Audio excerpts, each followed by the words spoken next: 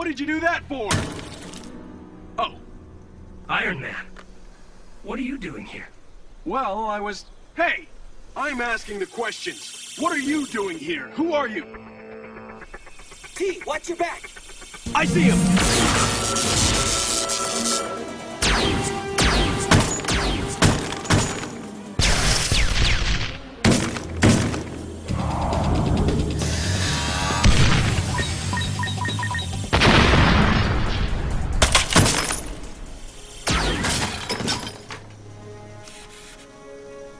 You're welcome. I saw you on TV. You saved Stark Tower from that train. I thought maybe you worked for Stain. Not even close. Now, who are you and what are you doing here? My name's Donnie Gill. I used to work here at Stark International years ago doing cryogenics research for Obadiah Stane. He wanted to turn my work into a weapon. He wanted to turn your work into a weapon. Uh-oh. You want to know what I'm doing here? I've come back for my research and equipment, and when I find it, I'm gonna take Stane down.